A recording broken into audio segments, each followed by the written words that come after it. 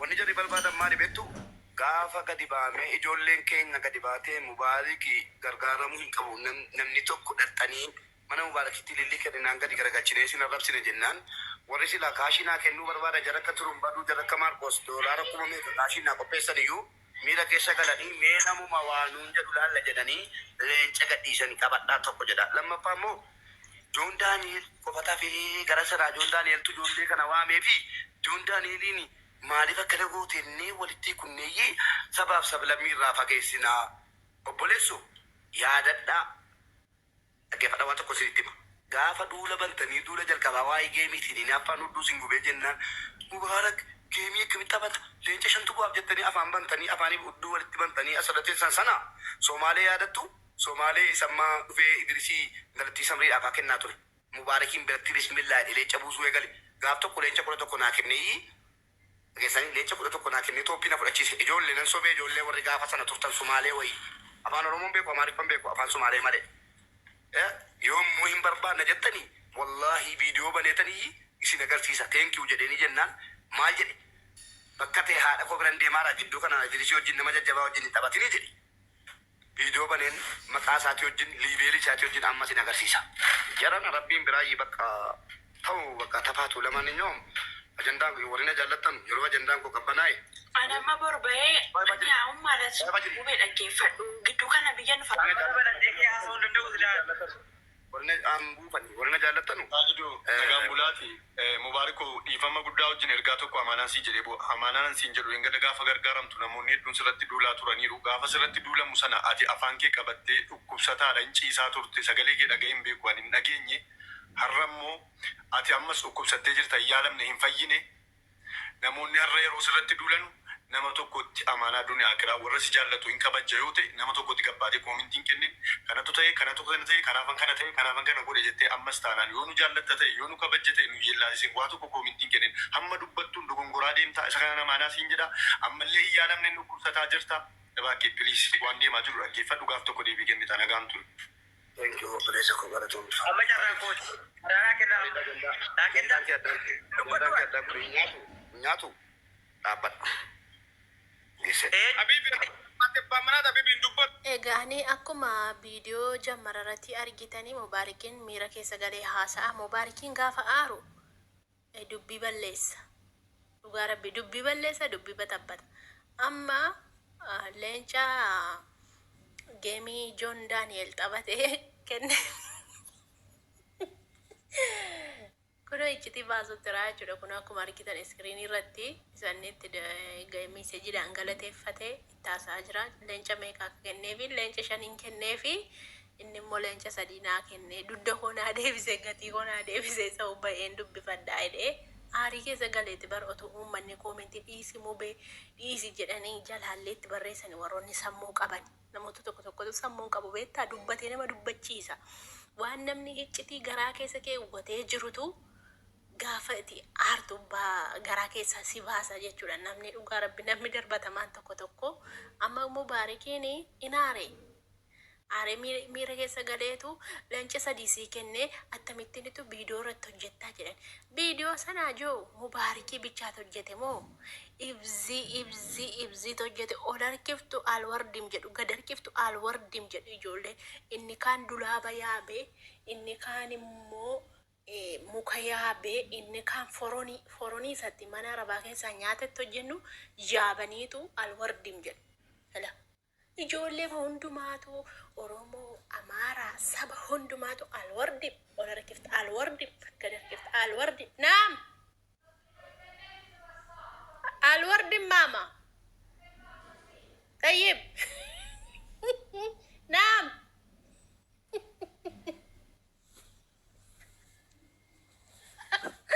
وترى الورد مجنو يا ربي يا الورد ماما يا طيب ماما يجو أنا درفت وأنا هذا الثانية الورد مما يونان جت جات يا ربي كان أركالوت أنا اللي دبين يا ربي يا طيب ماما يجو الورد ماما من سلفت يا ربي كيسا مريبا jaartii mana kana. Akkin jedhi kanaafiyyuu maaliif kanaafiyyuu uummanni koomentiidhaan.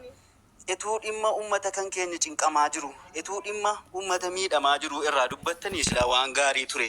Isa dhugaa rabbi jechuudha. Uummanni kun hariin hamma dacha'ee 600 wayi dhuftanii as teessan kun namni waa'ee uummataa irraa dubbattan, ituu waa'ee uummataa irraa dubbatameeti, ituu waa'ee haala uummanni keessa jiru, uummanni nageenya barbaada, nagaa taana.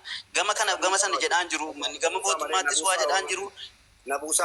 Gara dhimma kaaniittis waa jedhaan jiru. Anummata ajandaa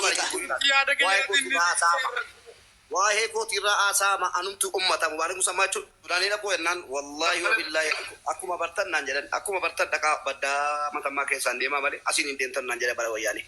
Amma bara abbaan barbaade eerpoortii keessa taa'e hudduu isaa ol garagalchu keessa maaltu xulxul isa goonaaniyyi ayyeroo intina arrabsuu dhaqee. Kuletti daqiiqaa jaarraa si ta'e kaaliin nama illee waliin galchee daqiiqaa lama dubbattee foo'aa. Abbaan barbaade onlaayinii irra teessee yuumee ayyeroo mangadii arrabsi viidiyoon kee waraabamee lafa siitaa tokkoon kee jechuudha yaabbattu xiyyaara Itoophiyaa gara Itoophiyaa hin deemtu garaa kee muradhu. Akkasii siin jedhannaati. Anan qabanu silaafatan nagaa keessan jira boy fajiri waan dubbadhaa mubaarak irraan gaafii qabaan. Gaafadhu abbaa koo. Tokkoffaan dhimma mucaa kana irratti otuu mubaarak gadi garagalchee arrabseeyyuu wanti Oromoo ilaallachiisu tokko hin jiru. Wallaahi yoo isa dhugaa rabbii dubban isa kan dhugaa dubban. Dhagaye mubaarak. Nan xumuradha mubaarak dhagaye. An nama gurbaa kana sagalee ture keessaa isa tokkodha. Maaliif yoo jette gaafa Oromoon yookaan wal lole mubaarakitti yookaan mubaarakin balleesse jechuudha yookaan inni gara mubaarak jirus mubaarak irraa dubbachuudha inni mubaarakiif dubbatus dubbachuudha haa dubbatu.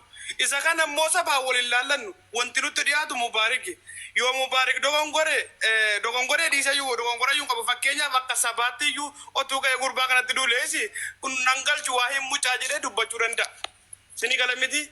Otuu ka'ee mubaarak viidiyoo bareedaa mucaa kana sagalee ta'u yookaan mucaa kanarraa dubbateesi silteedha yookaan siltee akka isaatiif isaa dubbatee jettu. Wallaahi laazim kun waan dhugaa jiru. Silteedhaa ishii zarii tokkoo fi irraa dubbate mucaa kana jettu. An nama mubaarakiin arrabsu keessaa isa tokkodha. Nama mubaarakitti duulu keessaa isa tokkodha. Sini gala miti. Kun hinuma fakkuudha mubaarak mucaa kana irraa dubbate mubaarak mucaa kana arrabsee warri jedhe dubbatu. Wallahi isiniif fokkuu caaluudha. Yoo dhugumaatti namummaa qabaataniif fokkuudha bakka hin bareedu. Osoo mubaarak ka'ee irraa dubbatee sanyii tokko jettani. Kanaaf jennaan jara keenya waa'ee kanaa dhiisaa mubaarak musammaa. Fajri leenca lama sadii naa kenne miti. Leenca shaniin kenne gaafa Idriisii wajjin taphatu leenca lama hafe. Leenca shaniin biraa qabaan liqii erga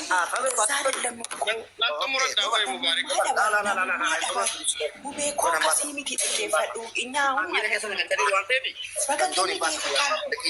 Bubee koo bakka kennitee fi baala. Bubee ati bakka kennitee fi bakka kennitee gizee mucaan kun immoo akka kana olii gadi isbii jechuudha. Amma mucaa kana faamti kan itti duudhaa si galee beerbeera sabochii nama 88 beerbeera sabochiin biyya keessaa uummata itti duulaara waan ta'eef atis itti duuluu hin qabdu jedha. Atuma ta'e ati ittiin duulle viidiyoo irratti hojjette malee si galee kanaaf dhiisimu biyya jennu nan duula ayyar mangadii Itoophiyaa tuqee eenyunu mubee dhiifamuu qabu. Dhiifamaa jiru kan dhiisuu koyyata ta'an badii balleesseera bara. Joo Daani'el badii balleessine hin jenne bara.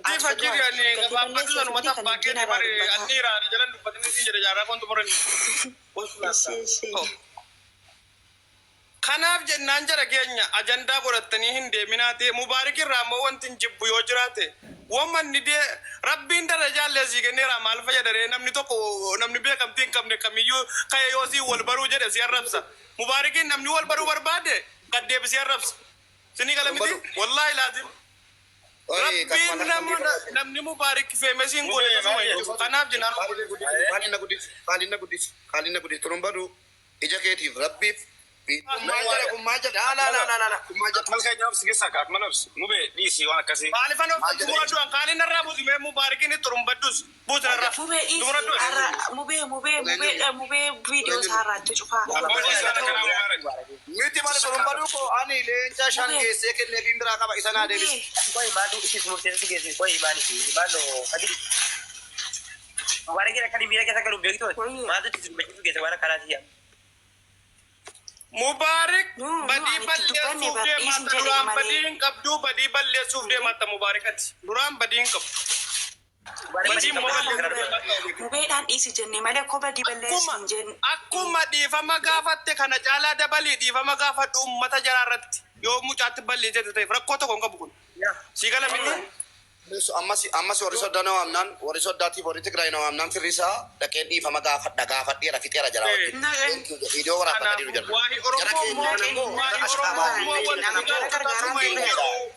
Mubaarikan waa biraarratti sittin duula waa'ee kanarratti wallaahi waa'ee Oromoo wanti galchu tasuma hin jiru. Kanuma jedha silaa baay'een dubbadha gaa hundinuu dubbachuuf cinqamaara baay'ee. Ani baay'ee waan adibe waan dheeraa Al tokko Muniir Abubakar galchime bakka kan koonan bo'aan afaanitti nu kutteessira. Mubeen jaalala beektanii akka namni mubee waa'ee isaa dubbatu hin barbaannu sinii galee wallaahi lagana. yaada kun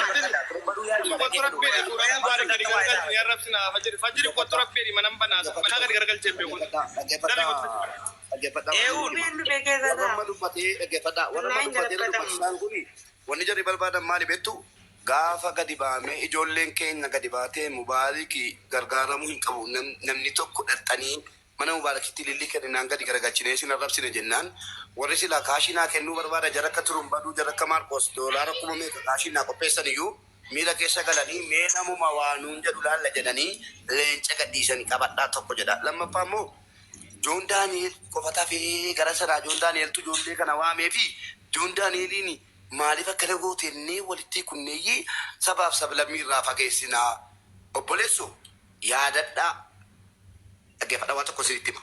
Gaafa duula bantanii duula jalqabaa waa'ee geemiitiin inni afaan hudduu sin gubee jennaan Mubaarak geemii akkamitti taphata leenca shantu bu'aaf jettanii afaan bantanii afaanii hudduu walitti bantanii asirratti teessan sana Somaalee yaadattu Somaalee sammaa dhufee Idrisii galattii samriidhaaf haa kennaa ture.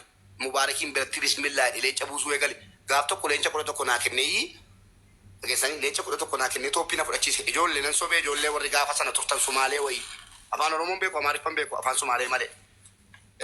Yommuu hin barbaanna jettanii wallaahi viidiyoo baneetanii isin agarsiisa teenkiyu jedhanii jennaan maal jedhe bakka ta'e haadha koo biran deemaadha gidduu kana Idrisii wajjin nama jajjabaa wajjin hin taphatinii jedhe. Viidiyoo baneen maqaa isaatii wajjin liibeelii isaatii wajjin amma isin agarsiisa.